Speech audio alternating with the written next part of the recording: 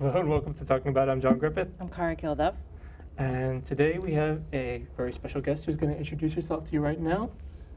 Hi everyone, my name is Angel and I'm with Food and Water Watch. I am right now working on a GMO labeling bill in New York. Yay! Okay. Yay! I'm really glad that you're here, and it's like just a bizarre set of circumstances led to your being here.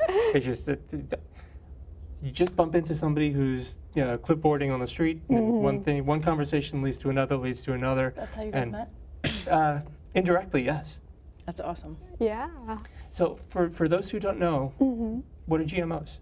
So GMOs stands for genetically modified organisms, and it is created by transferring the genetic material of one organism into another to create specific traits such as resistance to treatment of herbicides and pesticides.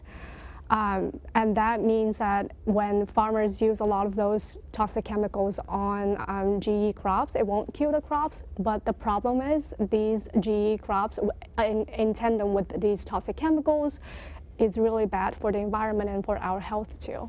Isn't it true that there's no real testing? They don't do any, so we don't know if it's good for us or not. There's no way to know. Yeah, exactly. So. There are no long-term and independent studies about the health risks of GMOs, and in 64 other countries in the world, including China, Russia, the European Union, they either banned GMOs or require mandatory labeling. So why is the United States once again behind on something like this?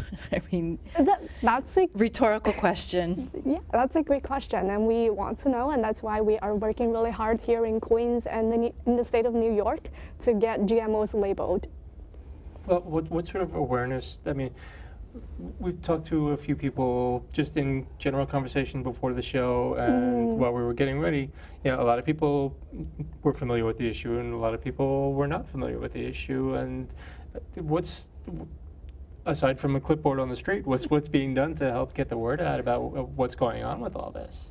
Yeah, so we have campaigns about this bill for the past couple of years right now, and this year we are seeing more and more momentum, and people are increasingly aware, especially because the FDA recently approved GMO salmon. So people are increasingly reading about GMOs on the news, and we are doing a lot of street outreach. And we have 7 organizers in different parts of New York State to help push and mobilize people to call on their elected officials to co-sponsor Assembly Bill 617 that will require all the companies to label genetically modified foods for retail sale in New York. Now, why don't you work with Food and Water Watch, and I'm very familiar with that organization, and I get emails from you guys all the time, and I do take actions when it's asked. And why is it that the what is it, not biochemical, but why is it these companies are so against labeling this stuff? Why don't they want us to know? In other words, there's a reason why you're here. There's a pushback, and I feel like the more that the ordinary citizen finds out about this, the reaction is, oh, I don't want to eat that. That doesn't sound right. But you may have just answered your own question, because I think the more people know, the more educated decisions they can make about what they put into their bodies. But that one bill, the one, they didn't want to label things, but then they were going to put that, what is that code called? The QR code? Yes, they wanted to label things with a QR code so you could scan it. Well, who's going to take the time to scan that and then read the information? And the point in the email that I got from you guys was, well, if they can put that little QR code, why can't they just label it?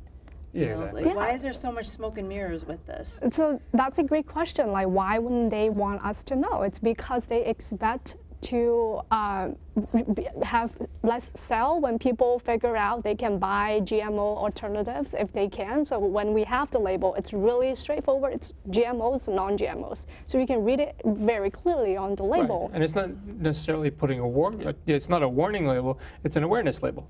Yes. It's voluntary now, right, that they label things? Right now it's voluntary, but we are pushing for the bill that will require all the companies to label genetically modified foods, because the system that we have right now for voluntary labeling doesn't work really well. It places the burden on companies who are producing non-GMO foods because they have to hire an independent agency to buy that verification of non-GMOs. And that's why we want this bill, because it's unfair for companies who are producing non-GMOs to have paid the extra money to buy the verification. Like, I don't want to eat Franken salmon. Yeah. Yeah, exactly. You know, like I can't ever forget that episode of The Simpsons where I think Bart catches a three-eyed fish. Yeah. You know, and I mean, I equate it to that. Just like, who wants to eat that? Nobody wants that. That's, exactly. Well, didn't somebody actually catch a three-eyed fish in reality I recently? don't know. I'm squeamish. Are items that are certified organic, can they be GMOs as well, or is certified organic another way of labeling non-GMO foods? Certified organic foods are not GMOs, but non-GMOs cannot be so GMOs and organics are two different things. Okay. For if it's labeled as organic, then it's definitely not GMO, but it could be non-GMO and non-organic. And usually non-GMOs Right. would be more affordable than organic food, and that's why we want to know whether it's Oh, absolutely. But if the average consumer wants to be sure that something is not GMO, and the labeling on the GMO side is voluntary to be certified organic, so if somebody's buying something that's certified organic, they know that it's not GMO. Yes, that's the only way to know right now, to organic. But what are the? There's a bunch of crops. There's like what 10 big crops that that are so like cross-pollinated now that it's impossible to get them non-GMO. I think it was canola, soy, corn. Cotton too. There were Sugar a couple beets. others. Yes, that was the thing I was reading. The thing about the sugar Yeah. beets. I was like, oh, come on. So Yeah, so for a couple crops that are the majority of them right now, more than 80% or 90% of them right now are genetically modified because big companies like Monsanto have made it really, really hard to grow non-GMO alternatives of those crops. But then a lot of other foods we have right now, like apples or other stuff, we don't have a GMO version that's approved by the FDA, so there are still a lot of options out there. If we can see on the label, we will know, but right now there are no ways to know. I don't want to eat Franken food. I know. Yeah. Do you? No. No. No, not Do at you all. No. guys want to eat? No, it's disgusting. It's crazy. So the actions that you're taking to get this bill passed and to get people on board, what are some of the things that you're actually doing to raise the awareness and to get people motivated to Yeah. participate?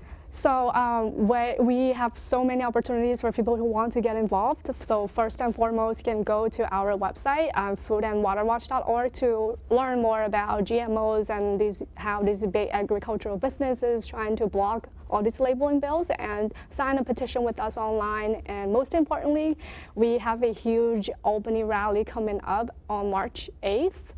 And it's a great opportunity to talk to your elected officials directly and lobby them to protect our rights to know what's in our food. Okay, and yeah, because so much of this is in the realm of the unknown. There are a lot of theories about what this may be leading to. I mean, yeah, there's an ecological crisis with the bees right now. There's lots of diseases that are becoming. Diseases and conditions that are becoming more prevalent in the community. And the research is moving forward, but there are no definitive answers as yet. I mean, just skyrocketing rates of autism and different things. And I'm not saying that this is the cause of it, but these are things that need to be researched. And these are reasons why people need to make educated decisions about what they put into their body and how it's not just that you put it into your body.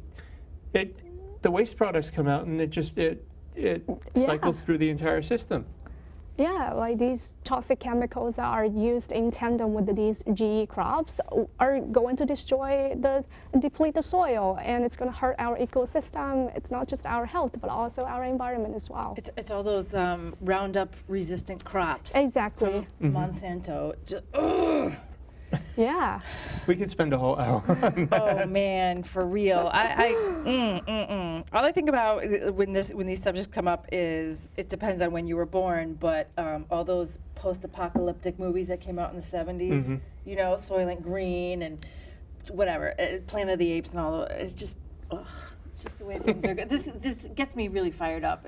I know. It makes my head want to explode. Like, there's no counter argument against this. Why shouldn't we know? As a consumer, Exactly. I want to know. Because, I mean, at this point, you're not saying take them off the market. You're just saying Yeah. label it. Yeah. Yeah, let's be aware of what we're putting into our body.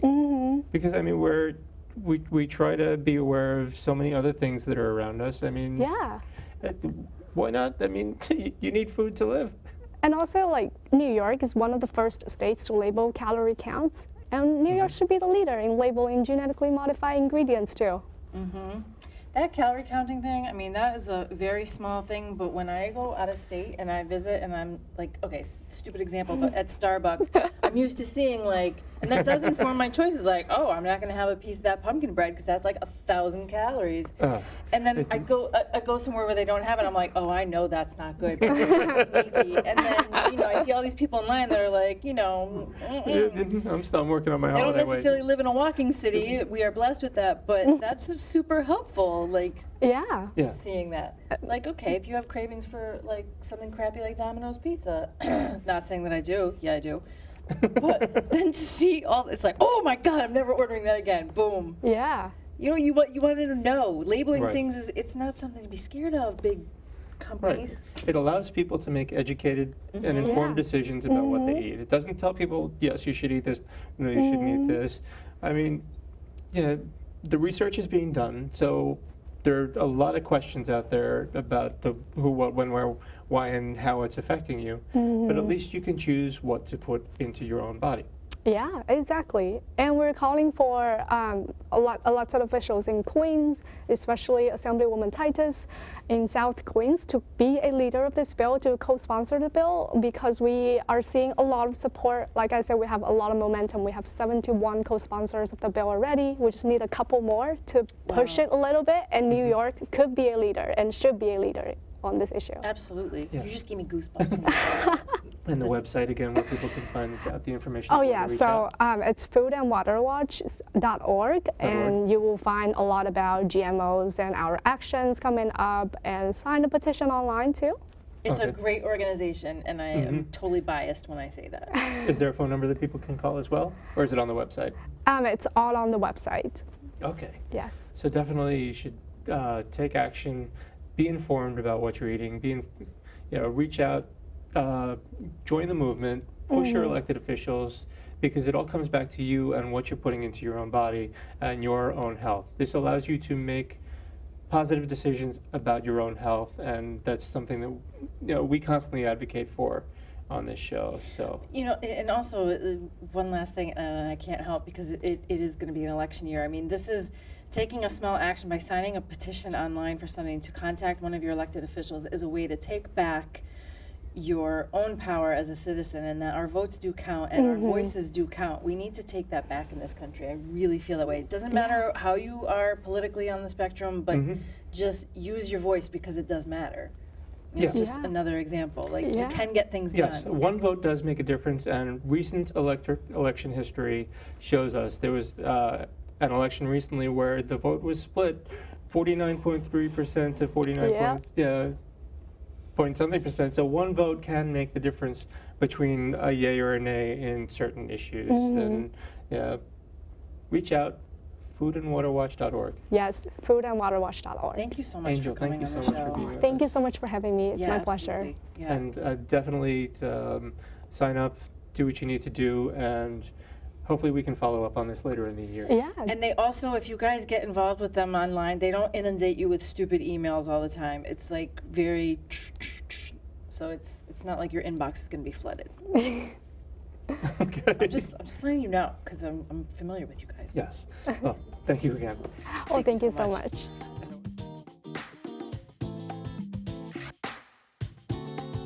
That's what I'm talking about, talking about, talking about.